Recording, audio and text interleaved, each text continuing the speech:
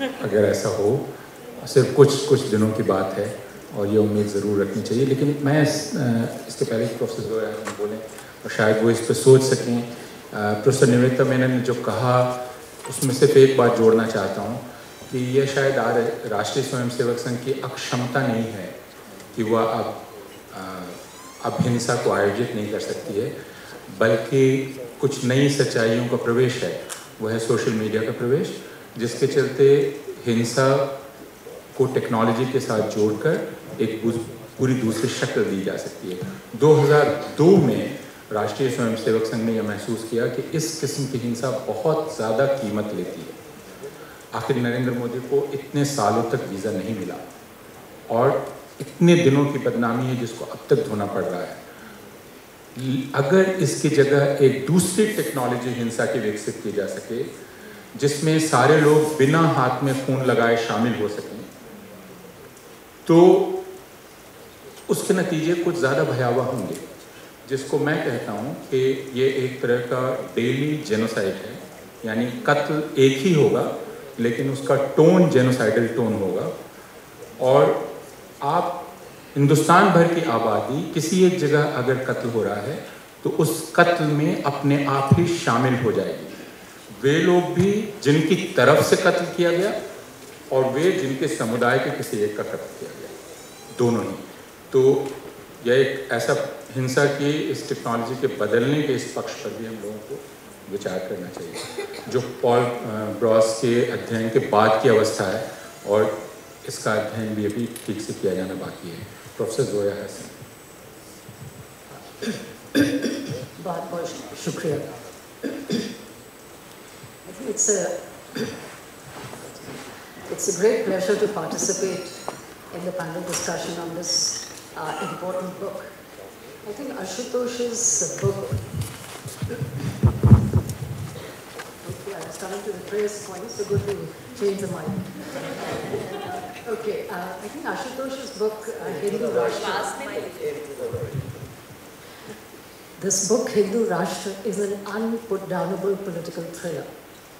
I think it is an excellent summation, as has been said by Nivedita and also by Rajdeep, an excellent summation of Indian politics in the last 5 years. I think it takes us through major events, major political events, but more importantly, the dangers that are inherent in the Hindutva project.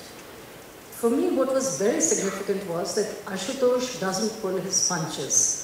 Perhaps because the book was written when Ashutosh was still a politician and is not back to being a journalist and is not back to being in the media as he is today.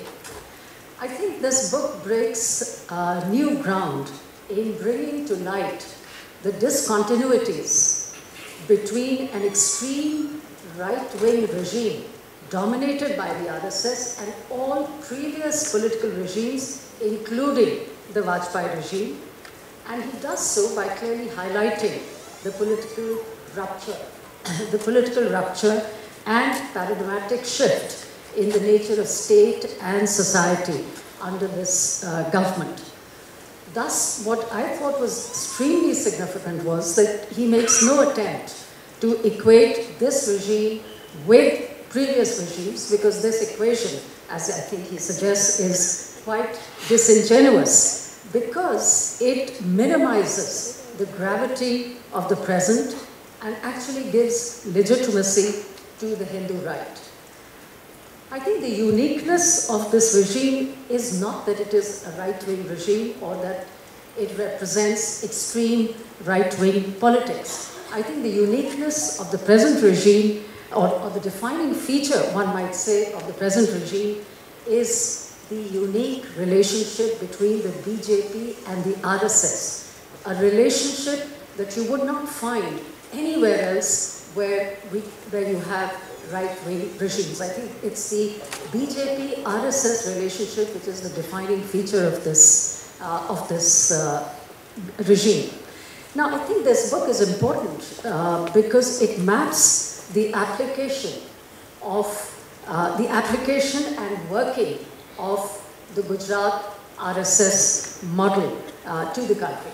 Most of us think of the Gujarat model as an economic model and often forget that it was as much a political model, only that the political model dimension has not been highlighted. And I think that political model is clearly defined by political control, ruthlessness, exclusion, and suppression of dissent. Now, one could argue that in the suppression of dissent, or in the attack on civil liberties, or even the restructuring of the state to effect an acute centralization of power, which is again a defining and very important feature of this regime, or the pervasive sense of fear or censorship, let's say, or self-censorship. These 5 years resemble Indira Gandhi's emergency. Now, but I would argue that there are two fundamental differences between Indira Gandhi's emergency and the present regime.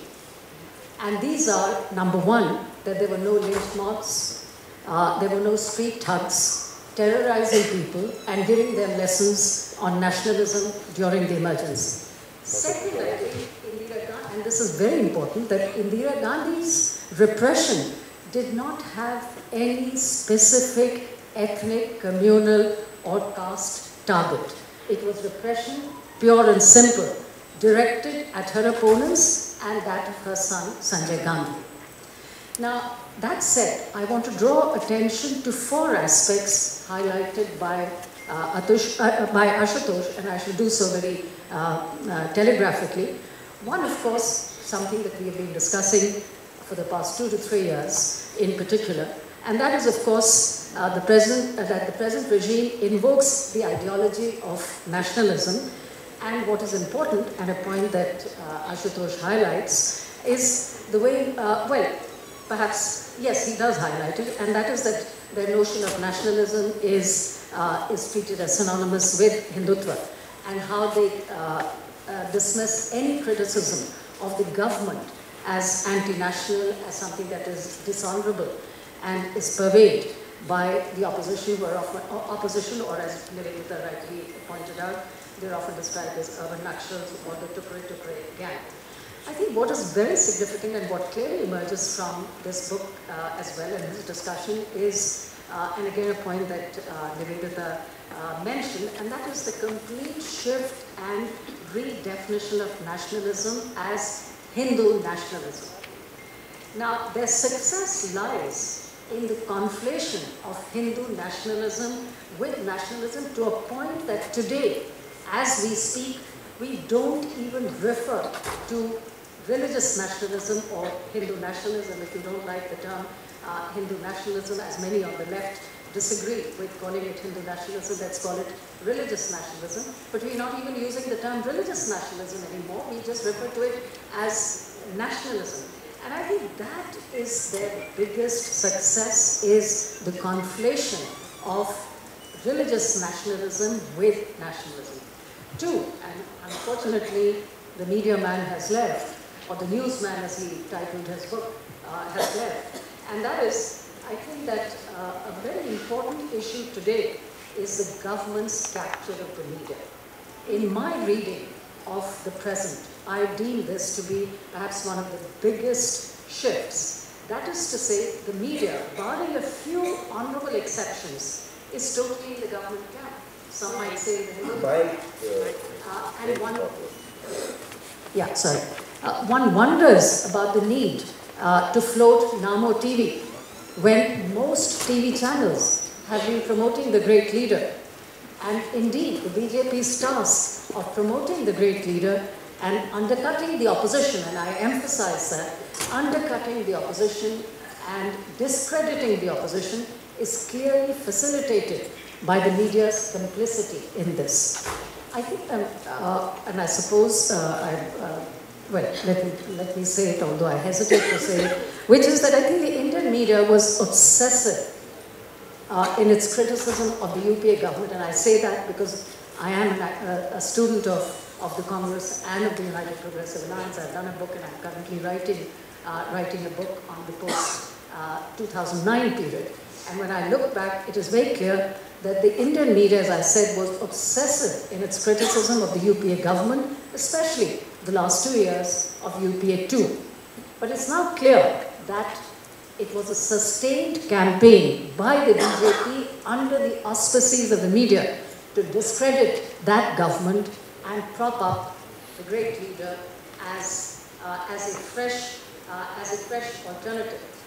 Which is why the critical zeal that the media displayed at that moment disappeared once the new government took power. And in fact, since then, the very same media has been doing everything to interrogate the opposition rather than the government, and in the process undermine the opposition. The third point, which I won't dwell on as much because Nivedita has highlighted that, and that is, which is, as she very rightly said, is in fact a defining feature of this government, and that is its close proximity to the corporate sector or to the corporates.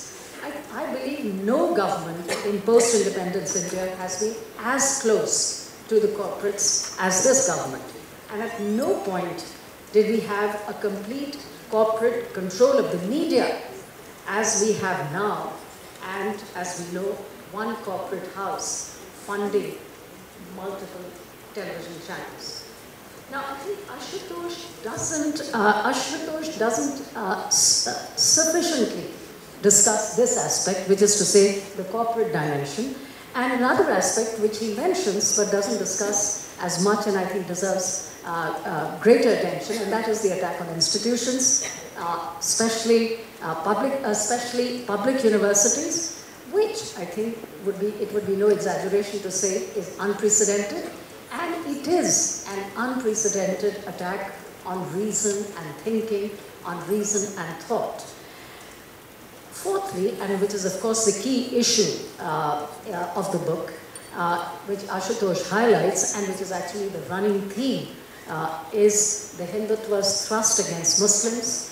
And what I found very, very interesting, and I really applaud his courage, is that he makes the point about the centrality of Kashmir to the Hindutva project. And he makes the point, and I said I really greatly appreciate it, he makes the point that the sheer presence of a Muslim majority Kashmir value poses a challenge to this hegemonic ideology.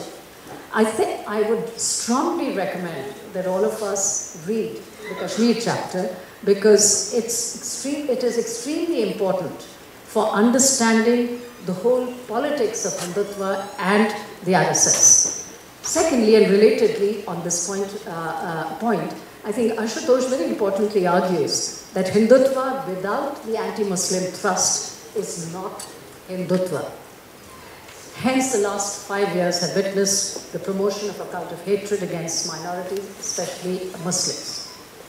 Now, after reading this book, and I think after some of what we have heard today, I think we cannot say that we haven't been warned about the dangers and threats facing our democracy.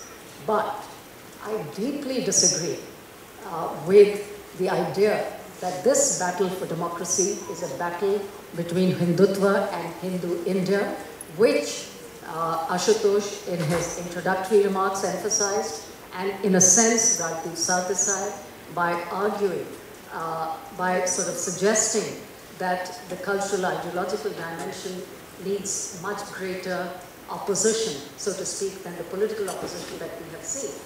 I disagree with this, and as I said, I deeply disagree with the idea of framing this battle for democracy as a battle between Hindutva India and Hindu India. This is, in my view, not a battle for Hinduism. It is not a battle to preserve the plurality and greatness of Hinduism, which we all recognize, which we all appreciate. I would argue that it is a battle to save and protect our secular democratic republic, which is, and a very just republic in many ways, which is informed by ideas of social justice and equality. And at a broader level, it is a battle between pluralism and majoritarianism. However, by positing it, as Ashutosh does, as a battle between two Indias, that is Hindu India and Hindutva India, I think we lose sight of the political ideology that is powering the strong push to establish a Hindu one-party state. Let's face it, the primary fault line that has come into prominence over the past 5 years is that this is an ideology of political mobilization along religious lines promoted by the Hindu right, and any excessive emphasis on the cultural aspect, I think, is in a way we are not confronting this dimension. And I think most importantly, by looking at it as a battle between Hinduism and Hindutva, we are conceding Hindutva's self-serving critique of the Indian democratic project. A critique that has no substance, which Ashutosh has so ably demonstrated in this splendid book. I think the Hindutva-Hinduism battle is a UP battle, plain and simple. It is a UP battle, and in fact, I'm not even sure whether it is really a battle in North India and Western India and Central India. It is primarily a battle against the syncretic composite culture of UP. That's what it is. So it's a battle between Hindutva and, one might say, the syncretism and the Ganga Jamni culture of UP.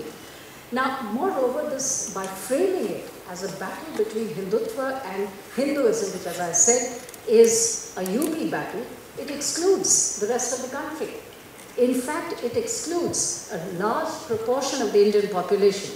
Above all, I think it disregards the resistance, the opposition, and the people's movements that have sprouted across the country and which have actually shaped an alternative oppositional political discourse against this government in the last 5 years. I think the challenge to this ideology and the effort to establish a Hindu state is coming from these myriad struggles. And I think there's great hope. In fact, I'm very optimistic, not only about the 2019 elections, but in the long run, about the possibility that it is possible to defeat the Hindutva project. But we cannot win this battle if we posit it as a battle between Hinduism and Hindutva. We have to posit it as a battle between democracy and humanism and this pernicious ideology. And I think I was actually a bit taken aback by the last sentence of Ashutosh's book, which is the point that I've been making over the last 2 or 3 minutes, and that is he frames it as a battle between Hindutva and Hinduism, because in my view, and I think he really has to rethink this, because it actually contradicts the very substantial documentation and arguments and facts that Ashutosh has so meticulously presented in the preceding 280 pages of this book. Thank you. Shukriya.